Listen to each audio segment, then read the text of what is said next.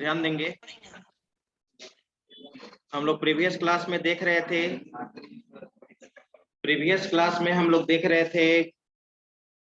मी keyword. मैंने बताया था पैरामीटराइज फंक्शन में अगर फॉर्मल पैरामीटर का नाम और मेंबर वेरिएबल का नाम अगर दोनों सेम है तो मेंबर वेरिएबल को रिप्रेजेंट करने के लिए, इंस्टेंस वेरिएबल को रिप्रेजेंट करने के लिए हम लोग मी कीवर्ड यूज करते हैं। जिस तरह से सी प्लस प्लस और जावा में दिस कीवर्ड यूज करते हैं। ठीक है। और हम लोग फंक्शन ओवरलोडिंग का भी कॉन्सेप्ट देखे थे। आज हम लोग देखने जा रहे हैं कॉन्सेप्ट कंस्ट्रक्टर का। ठीक है। आप ऑलरेडी कंस्ट्रक्टर का कॉन्सेप्ट जानते हैं। ठीक है। और कंस्ट्रक्टर क्या होता है, सी प्लस प्लस, पाइथन, जावा, तीन प्रोग्रामिंग लैंग्वेज आपने पढ़ा है जिसमें उप्स का कॉन्सेप्ट में कंस्ट्रक्टर जानते हो। ठीक है। तो कंस्ट्रक्टर यहाँ पे अभी तक आप सी प्लस प्लस में और जावा में कंस्ट्रक्टर का जो नाम होता है वो क्लास नाम से डिफाइन होता है, राइट। क्लास नेम से हम लोग डिफाइन करते हैं। पाइथन में कंस्ट्रक्टर का नाम होता है किस नाम से, कोई बताइए। इनिट से, राइट। उसी तरह से VB.NET में कंस्ट्रक्टर हम लोग डिफाइन करते हैं न्यू कीवर्ड के थ्रू। ठीक है। कंस्ट्रक्टर का नाम यहाँ पे न्यू होता है, क्लास नेम से हम लोग नहीं डिफाइन करते हैं। ठीक है। जिस तरह से पाइथन में आप इनिट यूज करते हो, $_ init, उसी तरह से यहाँ पे हम लोग न्यू यूज करते हैं। ठीक है। याद करो, आप सी प्लस प्लस में कंस्ट्रक्टर पढ़े होंगे। कंस्ट्रक्टर का टाइप डिफॉल्ट कंस्ट्रक्टर होता था, पैरामीटराइज कंस्ट्रक्टर होता था, कॉपी कंस्ट्रक्टर होता था। VB.NET में 4 तरह का कंस्ट्रक्टर होता है। VB.NET में 4 तरह का कंस्ट्रक्टर होता है: default constructor, parameterise constructor, copy constructor और एक होता है शेयर्ड कंस्ट्रक्टर। हाँ, SHARED, शेयर्ड कंस्ट्रक्टर। याद करो, आप सी प्लस प्लस और जावा में स्टैटिक कीवर्ड पढ़े होंगे। यहाँ पे स्टैटिक कीवर्ड के जगह पे VB.NET में हम लोग शेयर्ड कीवर्ड यूज करते हैं। यहाँ पे स्टैटिक कीवर्ड नहीं होता है, लेकिन स्टैटिक फंक्शन बनाने के लिए, स्टैटिक वेरिएबल बनाने के लिए हम लोग स्टैटिक कीवर्ड के जगह पे जो सी प्लस प्लस और जावा में यूज करते थे, यहाँ पे हम लोग यूज करते हैं शेयर्ड कीवर्ड, राइट। तो कंस्ट्रक्टर का कुछ पॉइंट्स है जो तुम जानते हो। कंस्ट्रक्टर हमेशा क्लास नेम से डिफाइन होता है, लेकिन यहाँ पे कंस्ट्रक्टर न्यू कीवर्ड के द्वारा डिफाइन होगा VB.NET में। और आप जानते हैं कि कंस्ट्रक्टर कब एग्जीक्यूट करता है, जैसे ही हम क्लास का ऑब्जेक्ट बनाते हैं कंस्ट्रक्टर ऑटोमेटिकली एग्जीक्यूट कर जाता है, राइट। ठीक है। दूसरा चीज यहाँ पे याद करो, सी प्लस प्लस में कंस्ट्रक्टर वैल्यू रिटर्न नहीं करता है। कंस्ट्रक्टर वैल्यू रिटर्न नहीं करता है, यहाँ पर भी कंस्ट्रक्टर वैल्यू रिटर्न नहीं करेगा। दूसरा चीज, कंस्ट्रक्टर को आप इनहेरिट नहीं कर सकते हो, चाहे वो कोई भी प्रोग्रामिंग लैंग्वेज क्यों ना हो। सुपर क्लास का कंस्ट्रक्टर, ठीक है, सब क्लास में डायरेक्ट टू एक्सेस नहीं होगा। ठीक है। इनहेरिट नहीं होगा, उसको सुपर क्लास के कंस्ट्रक्टर को सब क्लास के कंस्ट्रक्टर में कॉल करना पड़ता है। ठीक है। तो आप कह सकते हैं कि constructor can not be inherited. Function को आप ओवरलोड करते हो, कंस्ट्रक्टर को भी आप ओवरलोड कर सकते हैं। किसी भी क्लास में मोर देन वन कंस्ट्रक्टर हो सकता है, जिसको हम लोग कंस्ट्रक्टर ओवरलोडिंग कहते हैं। ठीक है। तो कंस्ट्रक्टर का जो पॉइंट्स होता है वो ऑलरेडी PDF में मैंने लिख दिया है। ठीक है।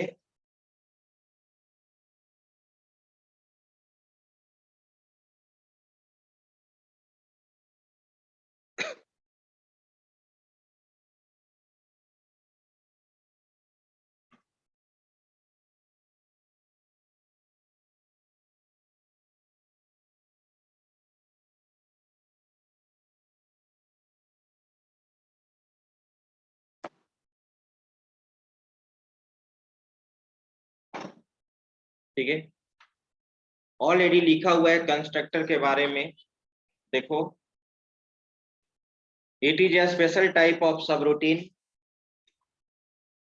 It is a special type of subroutine.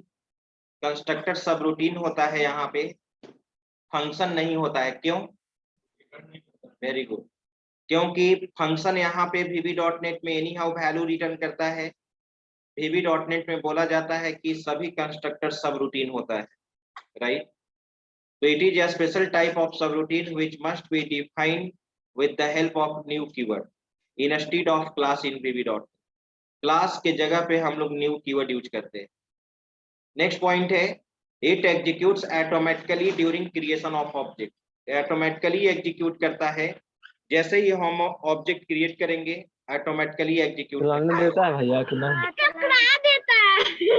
नहीं चलाने देगा तो हमको भी जाना। निरंजन राज, माइक ऑफ करो। तुम्हारा है ये तो देगा बच्ची, उसको तुम देना। भैया का बदतमीजी।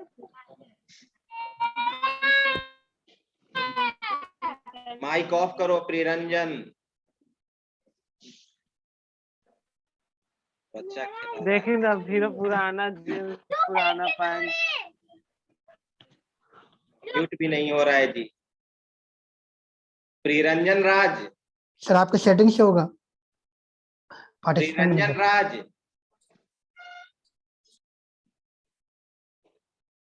हाँ।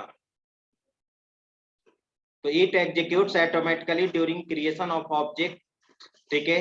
नेक्स्ट पॉइंट है, it does not return any value so it treated as subroutine instead of function, ठीक है। नेक्स्ट पॉइंट है, इट कैन बी पैरामीटराइज। में फंक्शन भी पैरामीटराइज होता था, सब रूटीन भी पैरामीटराइज होता था, कंस्ट्रक्टर भी पैरामीटराइज हो सकता है। कंस्ट्रक्टर पैरामीटराइज होगा तभी तो ओवरलोड होगा। अगर कंस्ट्रक्टर पैरामीटराइज नहीं होता तो ओवरलोड नहीं किया जा सकता था। नेक्स्ट पॉइंट है, it can B overloaded. It is not member of class. Class का ये मेंबर नहीं कहलाता है। क्लास का दो ही मेंबर होता है, एक मेंबर वेरिएबल और मेंबर मेथड। नेक्स्ट पॉइंट है, it can not be inherited. Constructor के बारे में आपको कोई भी पूछेगा तो ये सब पॉइंट बता सकते हैं, कोई नया पॉइंट नहीं है। जो आप C++ में पढ़े हैं, जावा में पढ़े हैं वही है, बस इम्प्लीमेंट करने का तरीका अलग होगा। टाइप्स ऑफ कंस्ट्रक्टर, तो यहाँ पे 4 तरह का कंस्ट्रक्टर होता है, आप देख रहे हैं। डिफॉल्ट कंस्ट्रक्टर, जिसमें कोई भी पैरामीटर पास नहीं करते हैं उसको डिफॉल्ट कंस्ट्रक्टर कहते हैं। पैरामीटराइज कंस्ट्रक्टर, जिसमें पैरामीटर पास करेंगे उसको पैरामीटराइज कंस्ट्रक्टर कहेंगे। कॉपी कंस्ट्रक्टर, एक कंस्ट्रक्टर के वैल्यू को दूसरे कंस्ट्रक्टर में कॉपी करना, एक ऑब्जेक्ट के वैल्यू को दूसरे ऑब्जेक्ट में कॉपी करना, कॉपी कंस्ट्रक्टर कहलाता है। शेयर्ड कंस्ट्रक्टर, शेयर्ड कंस्ट्रक्टर को पढ़ने के लिए शेयर्ड कीवर्ड स्टैटिक में बताऊंगा, तब इसको समझाऊंगा। लेकिन 3 कंस्ट्रक्टर तो आप पहले से ही पढ़े हो, तो ये तीनों कंस्ट्रक्टर को समझने में कोई प्रॉब्लम नहीं होना चाहिए। वही सब कुछ लिखा हुआ है। Default constructor, this type of constructor does not contain parameter list. आप जानते हैं कि कंस्ट्रक्टर सब रूटीन होता है तो सब कीवर्ड के द्वारा डिक्लेयर होगा। क्लास नेम के जगह न्यू कीवर्ड यूज करते हैं, पैरेंथेसिस साइन है, इसमें कोई भी पैरामीटर पास नहीं करेंगे। ब्लॉक ऑफ स्टेटमेंट होगा और इसका क्लोजिंग एंड सब से होगा।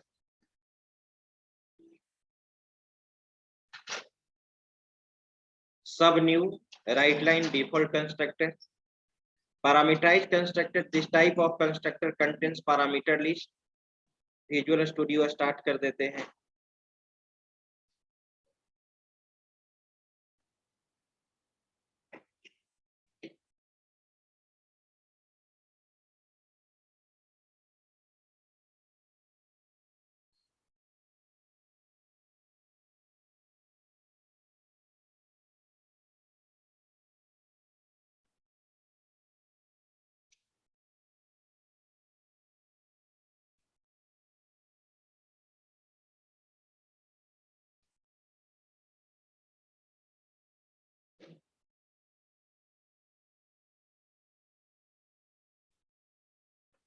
पैरामीटराइज्ड कंस्ट्रक्टर देखिए, this type of constructor contains parameter list.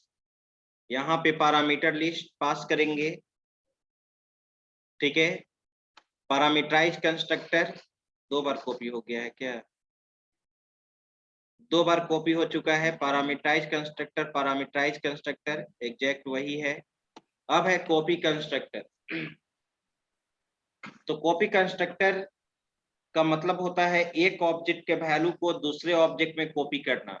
एक ऑब्जेक्ट में जो वैल्यू स्टोर रहेगा, आप चाहते हैं कि दूसरे ऑब्जेक्ट में कॉपी करना चाहते हैं, तो आप उसके लिए कॉपी कंस्ट्रक्टर यूज कर सकते हो, ठीक है। This type of constructor is used to copy value of one object into another object. It can have one parameter as object of class. ये पैरामीटराइज होता है। पैरामीटर क्लास का ऑब्जेक्ट हम लोग पास करते हैं। कहने का मतलब जिस ऑब्जेक्ट के वैल्यू को आपको कॉपी करना होगा, पैरामीटर के रूप में उस क्लास का ऑब्जेक्ट हम पास कर देंगे, राइट। देखो तो यहाँ पर सब new EMP as employee, employee class का ईएमपी मैंने ऑब्जेक्ट पास किया। अब तुम चाहते हो जो भी नया ऑब्जेक्ट बनाओगे, ऑब्जेक्ट बनाते समय ही कंस्ट्रक्टर एग्जीक्यूट करता है। जो भी नया ऑब्जेक्ट बनाओगे इस कॉपी कंस्ट्रक्टर को एग्जीक्यूट करने के लिए, और पैरामीटर में जो भी ऑब्जेक्ट पास करोगे उसका वैल्यू न्यू ऑब्जेक्ट में क्या हो जाएगा? कॉपी हो जाएगा, राइट। अब यहाँ पे ऑलरेडी प्रोग्राम है। प्रोग्राम मैंने वही, ये प्रोग्राम ऑलरेडी .NET में लिखकर पीडीएफ में मैंने क्या कर दिया था, कट कॉपी पेस्ट कर दिया था, ठीक है। तो आप अपने नोट्स में लिख सकते हैं, लेकिन मैं चाहता हूं कि वहीं पे एक नया प्रोग्राम लिख दूं ताकि आप आसानी से समझ सकते हैं बना बनाए हुए प्रोग्राम को क्या ये करना है। इसके बाद फिर हम लोग शेयर्ड कीवर्ड देखते हैं, राइट।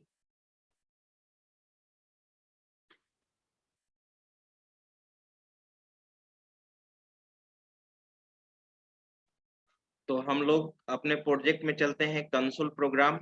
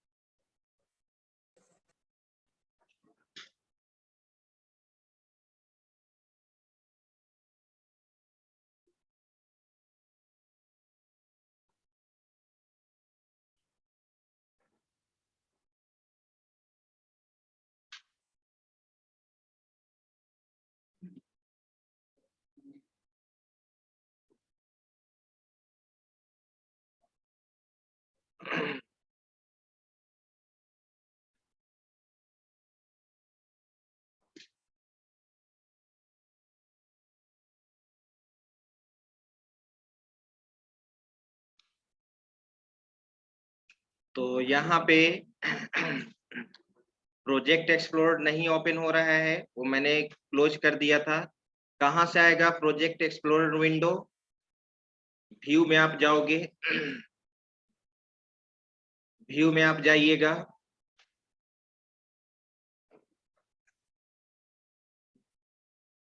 और यहाँ पे देखिए कहीं होगा प्रोजेक्ट एक्सप्लोरर विंडो या सॉल्यूशन एक्सप्लोरर विंडो, यहाँ पे बोलते हैं प्रोजेक्ट एक्सप्लोरर विंडो VB 6.0 में बोलते हैं ये चीज, ठीक है। आप यहाँ से एक नया मॉड्यूल ऐड कर लीजिए।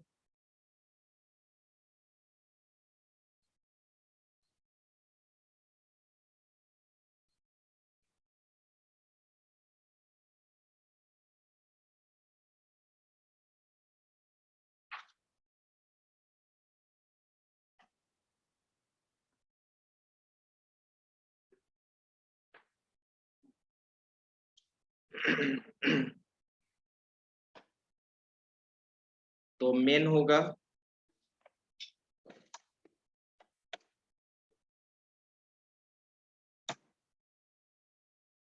तो कोई भी प्रोग्राम हम लोग बना सकते हैं, मुझे तो केवल इम्प्लीमेंटेशन देखना है। इंपोर्ट्स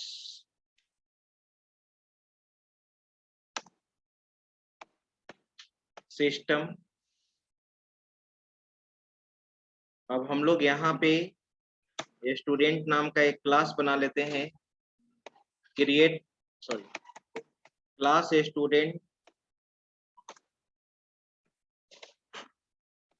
स्टूडेंट, और यहाँ पर हम लोग टीम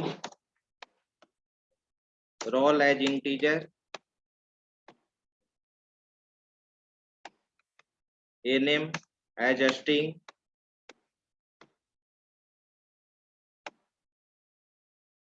CS एज स्ट्रिंग। ठीक है,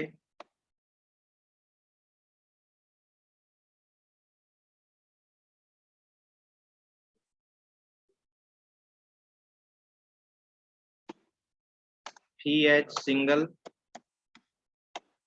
राइट। सबसे पहले हम डिफॉल्ट कंस्ट्रक्टर बना रहे हैं। तो आप जानते हैं डिफॉल्ट कंस्ट्रक्टर कैसे बनता है। सब ये फंक्शन नहीं होता है, सब रूटीन होता है। सब रूटीन बनाने के लिए सब कीवर्ड यूज करते हैं और न्यू कीवर्ड हम लोग यूज करते हैं, राइट। ये डिफॉल्ट कंस्ट्रक्टर है, कोई भी पैरामीटर पास नहीं किया गया है। हम लोग डिफॉल्ट कंस्ट्रक्टर के थ्रू रन टाइम इनपुट लेना चाहते हैं। रन टाइम इनपुट लेना चाहते हैं, तो रन टाइम इनपुट लेने के लिए आप जानते हैं एक मैसेज प्लेस आउट करेगा, कंसोल डॉट राइट लाइन। यहाँ पे message enter roll number, name, course and फी।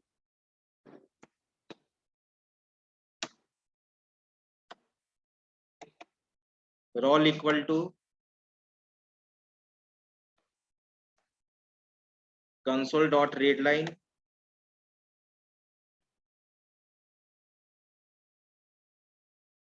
तो इंटीजर टाइप का है तो सी इंट यूज करोगे या वैल फंक्शन यूज कर दो। वैल फंक्शन न्यूमेरिकल वैल्यू में कन्वर्ट कर देता है। सी इंट का काम है इंटीजर टाइप में। अभी मैंने कन्वर्जन फंक्शन नहीं बताया है। रोल एनएम है, NM equal to console dot read line, CS equal to console dot read line. इसके बाद फी है, fee equal to val console dot read line,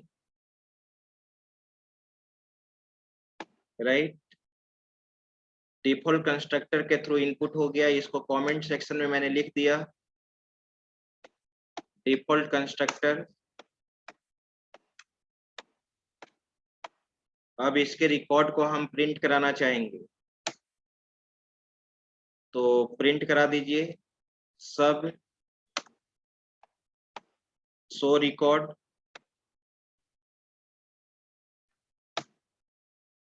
console dot write line,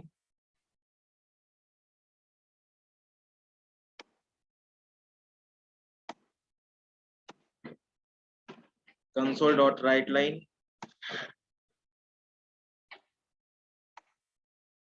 और यहाँ पे roll number equal to concatenation operator role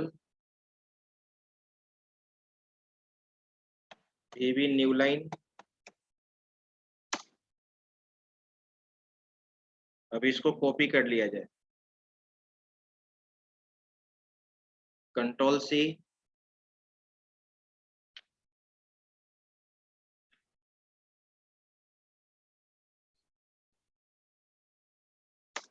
control भी, इसके बाद name है,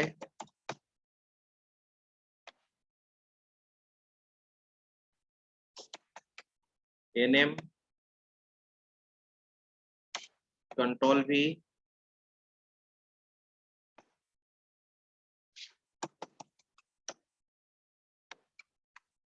कोर्स, सीएस,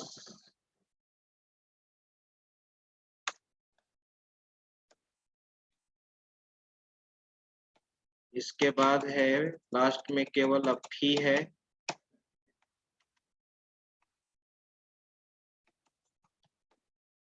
अब आ जाइए मेन में। अभी हम एक ही कंस्ट्रक्टर बनाए हैं।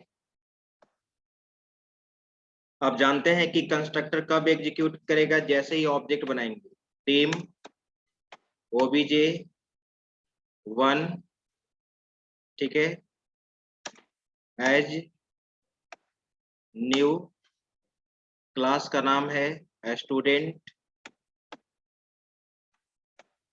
तो देखिए यही डिफॉल्ट कंस्ट्रक्टर है यहाँ पे, ये डिफॉल्ट, ठीक है, क्लास नेम से। तो यहाँ पर क्लासी नेम होता है, एक डिक्लेयर करते समय न्यू कीवर्ड यूज करते हैं। यहाँ पर क्लास नेम कोई भी पैरामीटर नहीं पास किया गया है, आपका डिफॉल्ट कंस्ट्रक्टर एग्जीक्यूट कर जाएगा। मैं कमेंट सेक्शन में भी लिख देता हूँ, एग्जीक्यूट डिफॉल्ट कंस्ट्रक्टर। अभी इस OBJ1 के द्वारा इसको क्या करना होगा, शो करना होगा, रिकॉर्ड को शो रिकॉर्ड, ठीक है। हेलो, हाँ, गुड मॉर्निंग।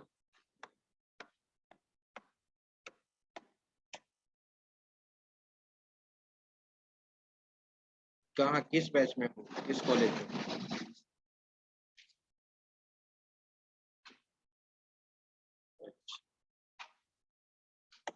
ठीक है, हम बात करते हैं अभी क्लास में। कंसोल डॉट रीड लाइन, ठीक है, रीड की,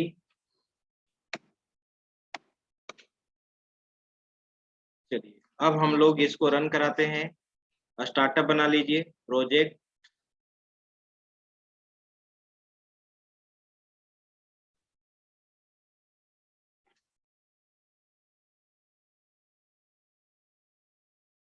मॉड्यूल 6 है, ठीक है। अब हम लोग इसको रन कराते हैं।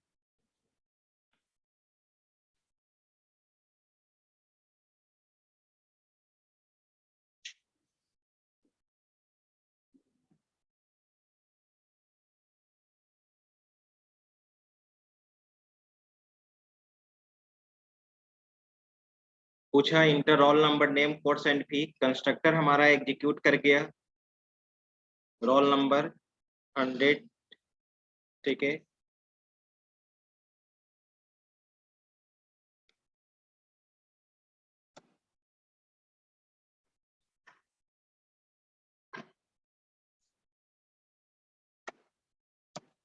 आगे आउटपुट, ठीक है।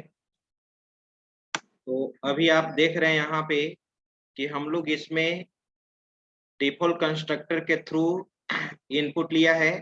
अब इसको पैरामीटराइज कंस्ट्रक्टर बनाते हैं।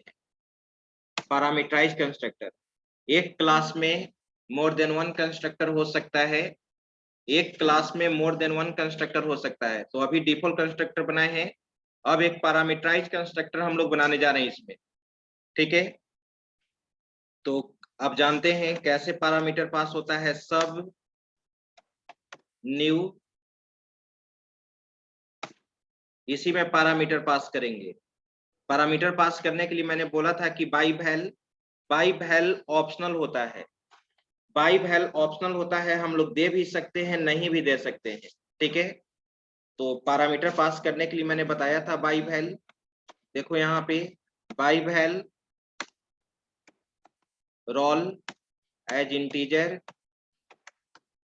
ठीक है, एनएम एज स्ट्रिंग, फिर है कोर्स एज स्ट्रिंग, ऐसे भी हम लोग बिना बाई वैल का भी यूज कर सकते हैं।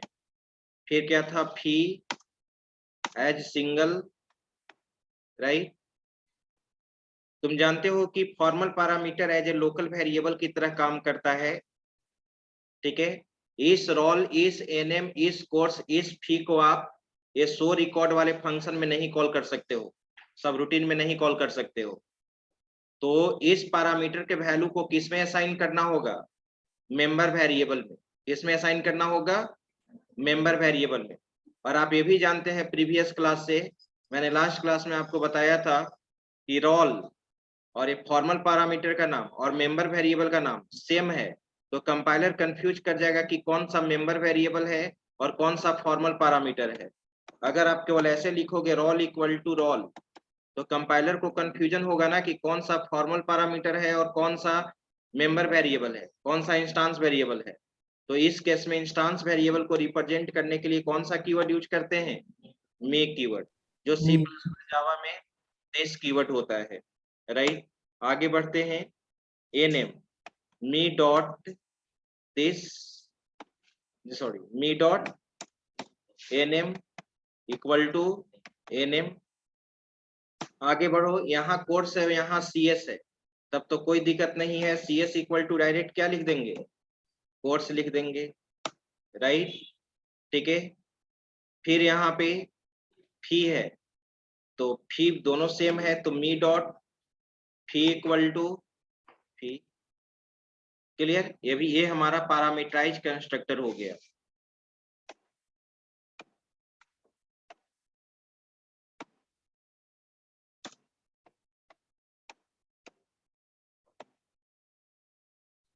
Parameterise constructor.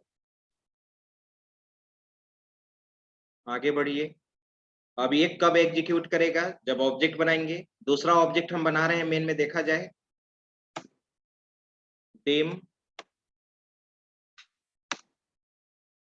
obj2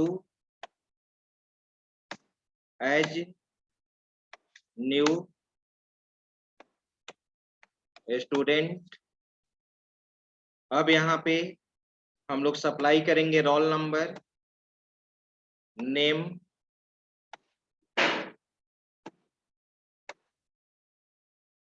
ठीक है, राइट, फी। चलिए, obj2 बना हुआ है, तो obj2 के द्वारा शो रिकॉर्ड को कॉल करना होगा, शो रिकॉर्ड, इसको भी मैंने कॉल कर लिया। अब आप देखिए, जो पैरामीटर obj2 में जो वैल्यू असाइन है, यहाँ पे कौन सा कंस्ट्रक्टर एग्जीक्यूट करेगा, पैरामीटराइज कंस्ट्रक्टर।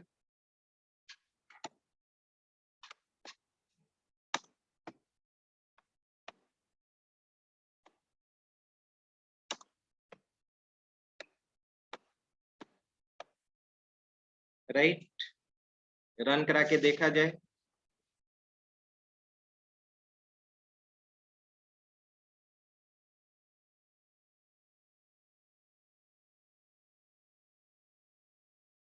तो रोल नंबर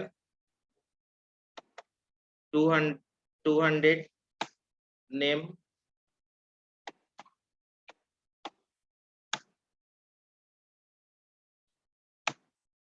फी, ये डिफॉल्ट कंस्ट्रक्टर के थ्रू इनपुट होगा, राइट। और पैरामीटराइज कंस्ट्रक्टर जो वैल्यू मैंने वहां पे रन टाइम सप्लाई किया था, दोनों रिकॉर्ड है आपके पास, ठीक है। अब हम चाहते हैं कि एक ऑब्जेक्ट के वैल्यू को, जो यहाँ पर आप देख रहे हैं, ध्यान दो, डिफॉल्ट कंस्ट्रक्टर जो obj1 ऑब्जेक्ट बनाए थे, obj1 में रोल नंबर 200 है, नेम है प्रियंका, कोर्स है BCA, फी है इतना। और obj2 जो पैरामीटराइज कंस्ट्रक्टर बनाए थे, उसमें वैल्यू ये है हमारा। अब इसके वैल्यू को मुझे कॉपी करना है दूसरे ऑब्जेक्ट में, तो कैसे कॉपी होगा, तो उसके लिए हम लोग कौन सा कंस्ट्रक्टर यूज करते हैं, कॉपी कंस्ट्रक्टर यूज करते हैं। सिंपल। देखिए यहाँ पे कॉपी कंस्ट्रक्टर मैं बना रहा हूं यहाँ पे।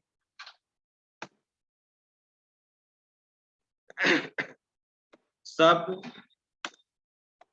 न्यू, मैंने बोला था कि कॉपी कंस्ट्रक्टर में पैरामीटर के रूप में क्लास का ऑब्जेक्ट पास करते हैं, राइट। तो हम लोग पास कर रहे हैं यहाँ पे ई एज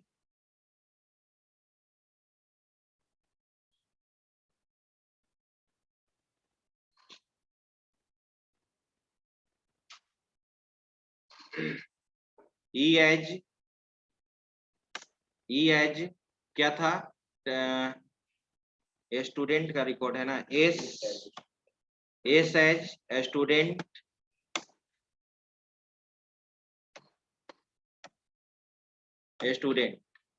ये है हमारा कॉपी कंस्ट्रक्टर। कमेंट सेक्शन में मैंने लिख दिया कॉपी कंस्ट्रक्टर, राइट। अब इस ऑब्जेक्ट का जब इसको कॉल करेंगे तो यहाँ पे ऑब्जेक्ट पास करेंगे, और वही ऑब्जेक्ट पास करेंगे जिस ऑब्जेक्ट के वैल्यू को आपको कॉपी करना है। तो अब इसका वैल्यू कॉपी होकर न्यू ऑब्जेक्ट में जाएगा, तो मेंबर वेरिएबल में जाएगा। तो देखो कैसे हम लोग लिखते हैं, रोल दिए थे तो ऐसे लिखोगे roll equal to S dot roll, यानी एस ही ना पास यहाँ पर किए हो, तो कॉल करते समय तो आप क्लास का ऑब्जेक्ट पास करोगे, जो ऑब्जेक्ट पास करोगे उसी ऑब्जेक्ट का वैल्यू तीसरे ऑब्जेक्ट में कॉपी होगा। तो देखो यहाँ पर एस के द्वारा मैंने एक्सेस किया एस डॉट रोल नंबर, यानी जो ऑब्जेक्ट पास करोगे उसका वैल्यू कॉपी हो जाएगा थर्ड ऑब्जेक्ट में, राइट। फिर तुम्हारा एनएम है, NM equal to S dot NM, आगे बढ़ो, C S equal to S dot course C S, fee equal to S dot fee, right. Copy constructor भी हमारा बन गया। जावा में भी यही रूल है, सी प्लस प्लस में यही रूल है, बस सी प्लस प्लस में वहां रेफरेंस के लिए एड्रेस ऑफ ऑपरेटर यूज करते हैं, जावा में एग्जैक्ट यही रूल है, ठीक है। अब आ जाइए, अब हम एक तीसरा ऑब्जेक्ट बनाते हैं जिसमें हम कॉपी करना चाहते हैं obj1 obj2 को। तो ध्यान देना यहाँ पे सभी लोग, टीम obj3 में हम obj1 को कॉपी करना चाहते हैं, तो एज न्यू स्टूडेंट किस ऑब्जेक्ट के वैल्यू को पास करेंगे, obj1। ये देखो ये वाला कंस्ट्रक्टर जो बनाए थे कॉपी कंस्ट्रक्टर, इसमें पैरामीटर के रूप में क्लास का ऑब्जेक्ट है, तो ऑब्जेक्ट ही ना सप्लाई करेंगे। इंटीजर टाइप का रोल नंबर था तो इंटीजर वैल्यू ही सप्लाई करेंगे, जैसा पैरामीटर होता है वैसा वैल्यू हम लोग सप्लाई करते हैं, राइट। यहाँ पे तुम्हारा कंस्ट्रक्टर एग्जीक्यूट कर जाएगा,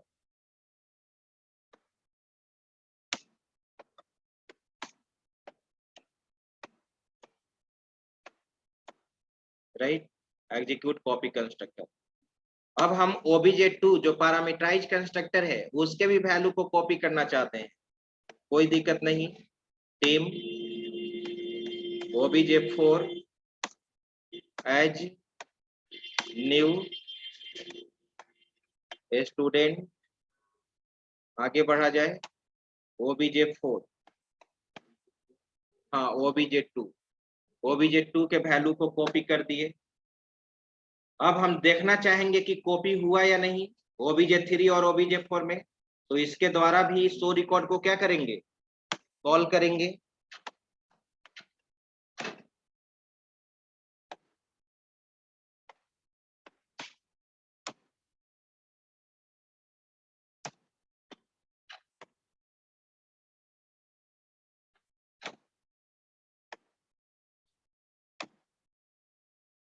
राइट, अब देखा जाए, रन कराया जाए,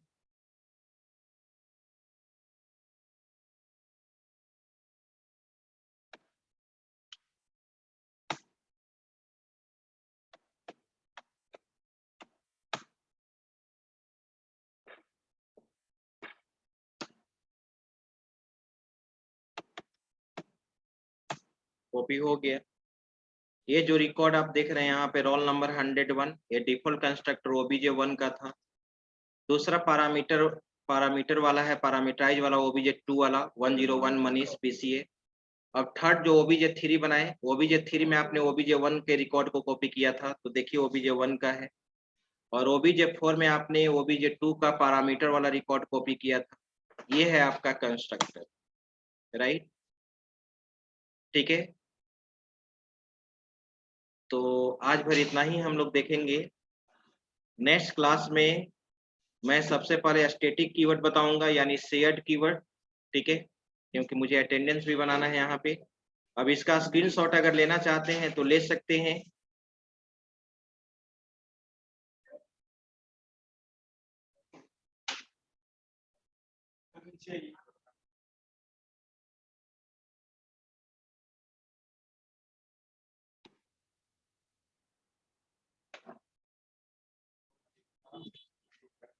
ठीक है, अब आइए अटेंडेंस बनाते हैं।